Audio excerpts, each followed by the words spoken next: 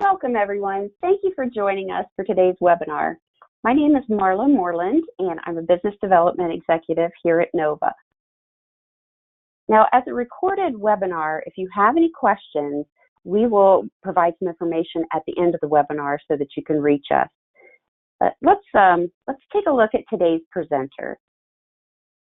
Lisa True wears many hats in our organization. As NOVA's COO, Lisa has overall responsibility for NOVA's sales and operations functions, including IT, shared services, and client services. She oversees the planning, development, and execution of NOVA's sales strategy and internal operations. And she's also responsible for targeting retention and growth of profitable membership. Lisa is very passionate about developing business strategy, building excellence, and providing exceptional service, innovation, and leadership. She assists clients in the design, funding, administration, and implementation of group benefit plans, and she has more than 30 years of experience in business strategy, merger acquisitions, and operational and technology strategy. So let's get started. Our last webinar touched on why it's so important to focus less on analytics tools and more on the actual database insights. It's so important to remember this should be an ongoing process as new information will continuously develop, allowing you to view custom-based recommendations and strategies from the plan sponsor and or plan participant's perspective. So today we're going to talk about actionable intelligence, whether it's addressing gaps in care, utilization management, network challenges, or any other performance metrics. Identifying opportunities for improvement means nothing if no meaningful action is set into motion. So basically, you have a lot of great data and a lot of nice reports, but if you don't do anything with them, what good are they? The true health plan optimization can only start when you take that deeper dive into the data and initiate customized strategies based on your unique results. So I'm going to toss this over to Lisa. She can provide us with some more details on how identifying actionable opportunities can potentially improve healthy outcomes and help manage your healthcare spend. Ladies and gentlemen, the amazing Lisa. Geez, thanks, Marla. Well, hello, everyone. I'm excited to be with you, and I have a bunch to cover, so I'm going to get started. You see our formula here, and today we're going to concentrate on the lower right section. I think one of the main learnings to take from this webinar is to make sure you pick a partner that is constantly recognizing there are new opportunities within the plan data. You cannot implement a cost-saving strategy and just leave it in place for years like the industry did 25 years ago. Now, our end goal is to deliver results that lower costs and improve health outcomes, just like everybody else, while generating data, outcomes, and trends, allowing us to continue to modify and improve our approach to the plan cost management strategy.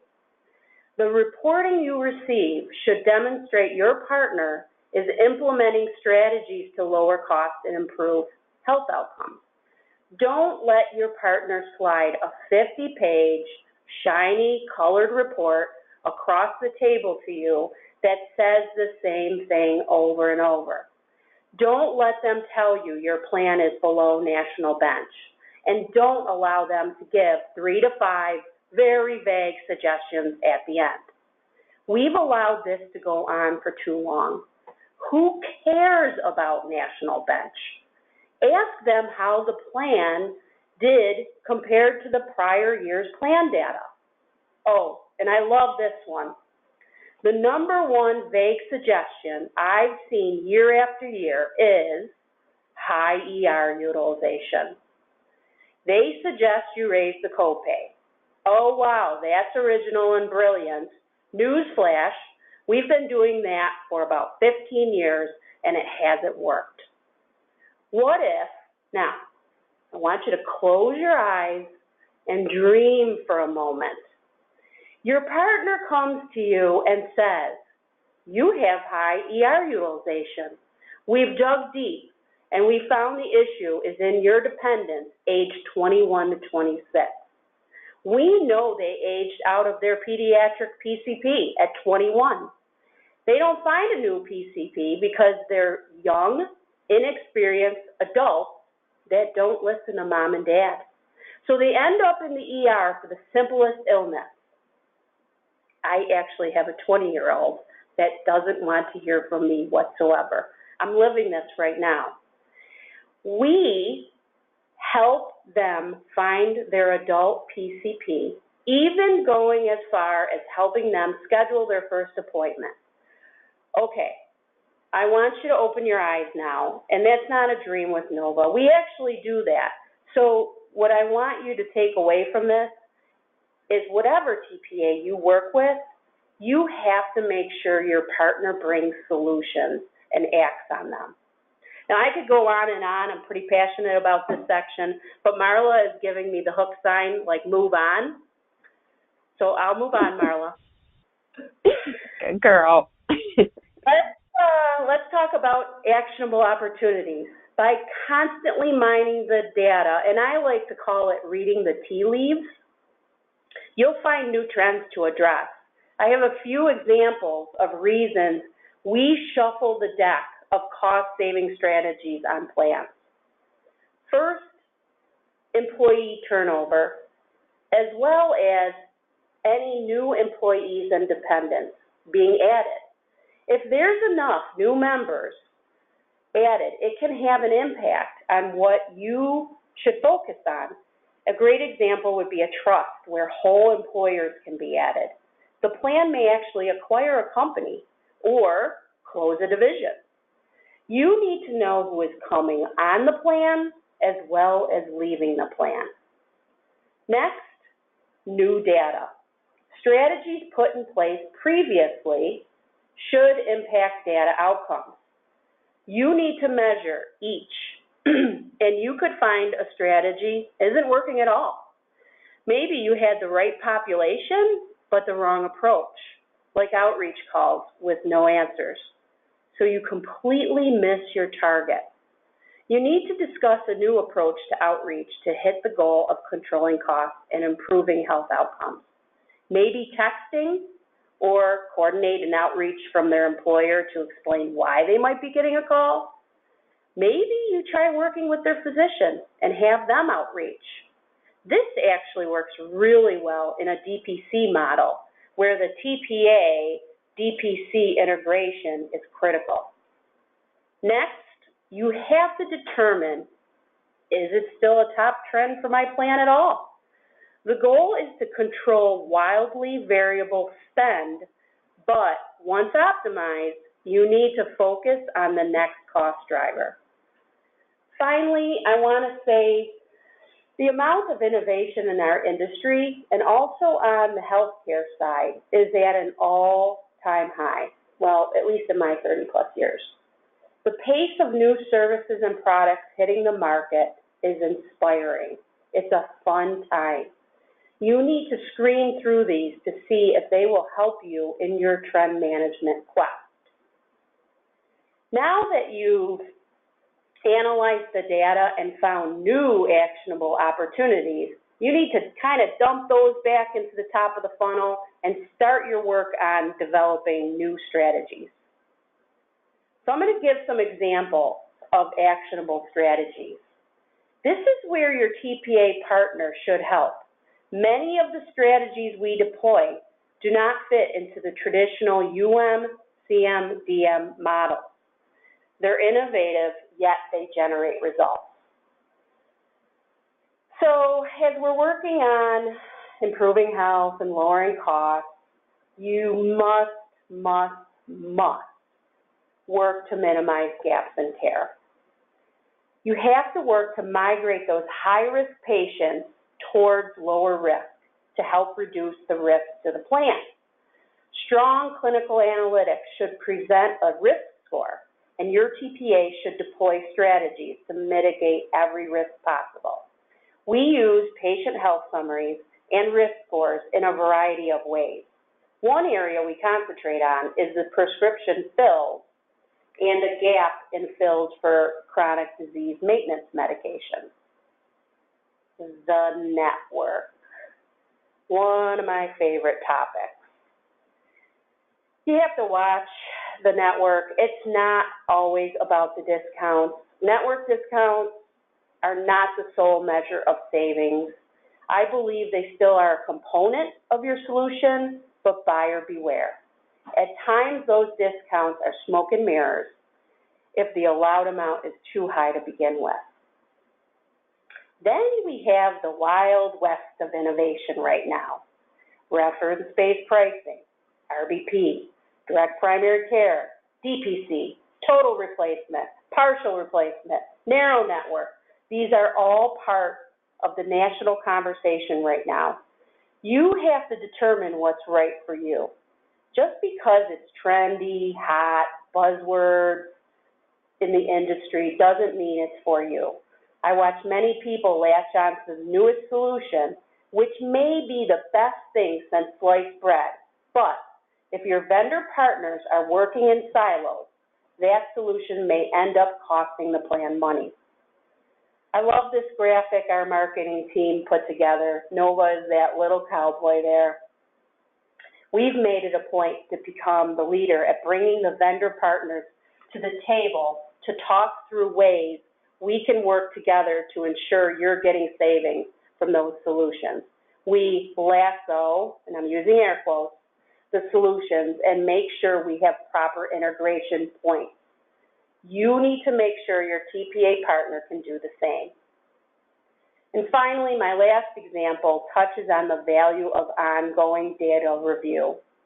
Remember that aging out of pediatric primary care example I gave? Well, that same client of ours, this is exactly what happened. Their top ER costs shifted in 8 months after we implemented the outreach to the 20-year-olds. It shifted to infants from about 0 to 2 years old. After digging into what caused that, we realized a first-time parent can panic when their infant wakes with a 102 fever. And in this example, it wouldn't matter if the copay was $1,000. When a parent thinks their child is in danger, they're going to the ER. So for their new trend, we changed our maternity management program. And in that third trimester, we added communications and discussions around the importance of selecting a pediatrician, understanding what after-hours support is available, and we educated mom on the other resources available in her plan, such as the 24-hour nurse helpline and telemedicine. It's opportunities like these that make an impact on reducing trends, and this example doesn't fall neatly into the traditional industry medical management products like UM, CM, and DM. So let's take a look at UM. You have to look, and we believe that you have to look at your prior off list annually. There are certain best practices, no doubt, but focusing on your plan is key. Eliminate things where the procedure is always approved, there is no abuse, and there are no issues. This improves provider and member satisfaction and allows focus on things that matter. Our experience is an ROI of 3 to 1 with UM.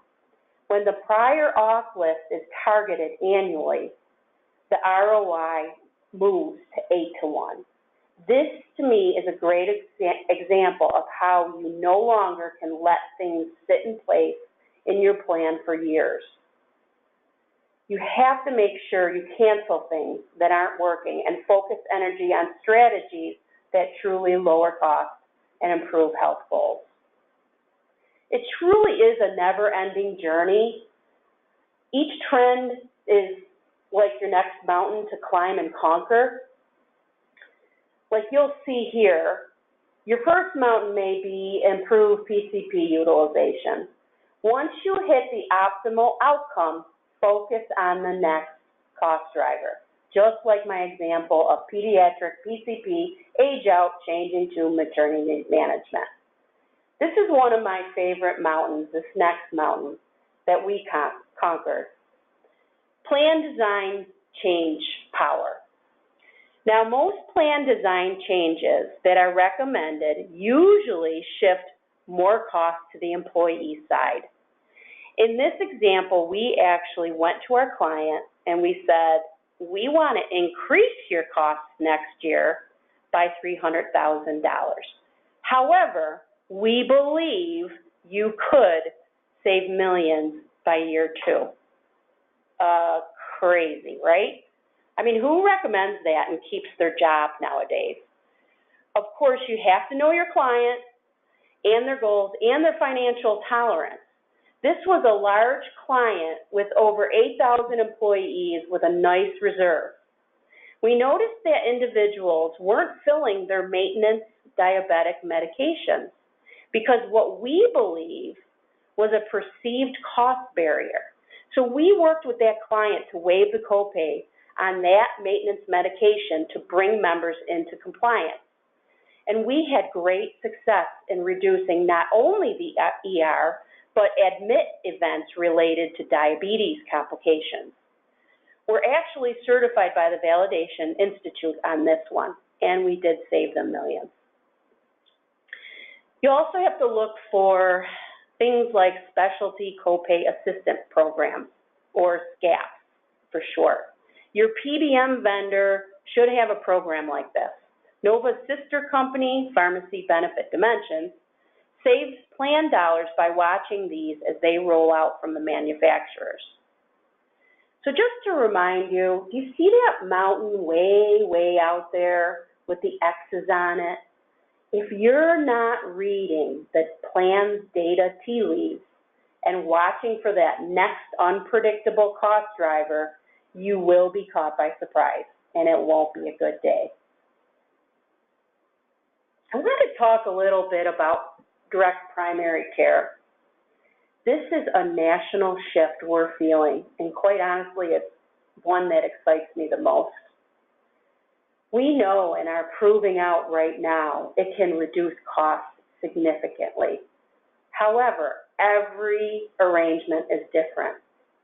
So you cannot use the same paintbrush to implement your TPA DPC solution. Silos cannot exist between the TPA, the DPC solution, and other key vendor partners that have a hand in cost control. I'm just going to share a quick example of what I'm talking about. A new client came to us with an existing DPC model in place, and I'd call it semi-successful in cost control. The DPC model was wrapped with a well-known carrier network.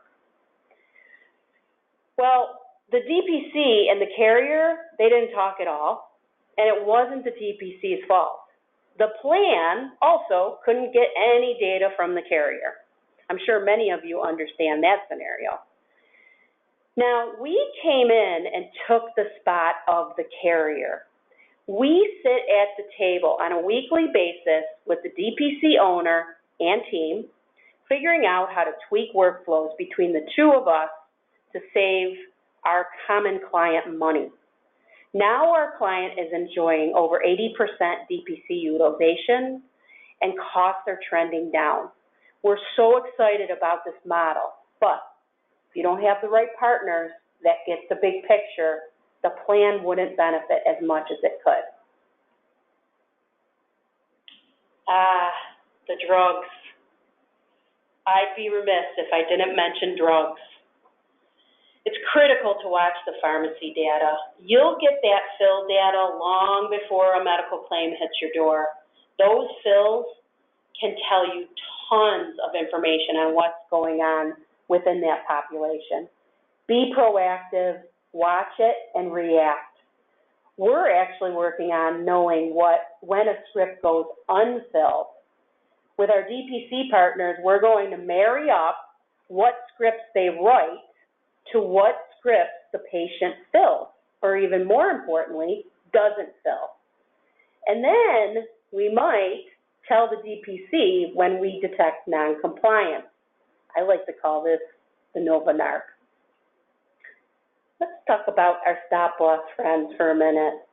Comprehensive and robust health plan performance management can positively impact your stop loss by reducing rates and lasers. Choose stop loss partners that understand what your vendor-partner combo solution brings to the table and reduced risk for them, and get a better premium for it.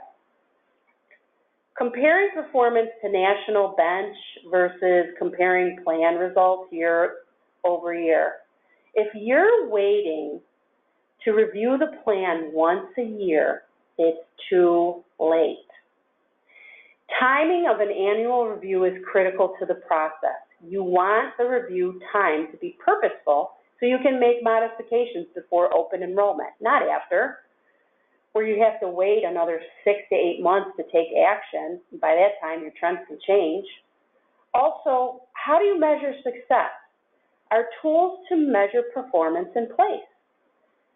For the TPA, this should be an ongoing process. Your TPA should show you and prove they are measuring and monitoring.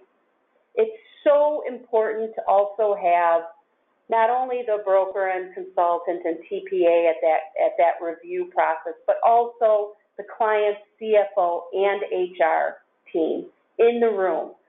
You want to get the variety of goals and perspective that each department will bring.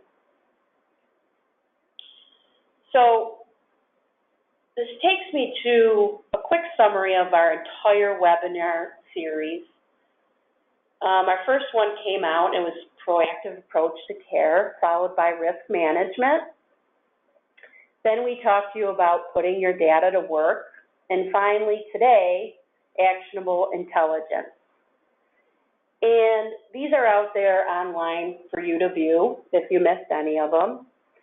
But I want to leave you with this. I challenge you to really look at what your partner is giving you related to your trend management. Are they really saying anything at all? Are they giving you actionable solutions to the plan's trend? Then implementing solutions and measuring results.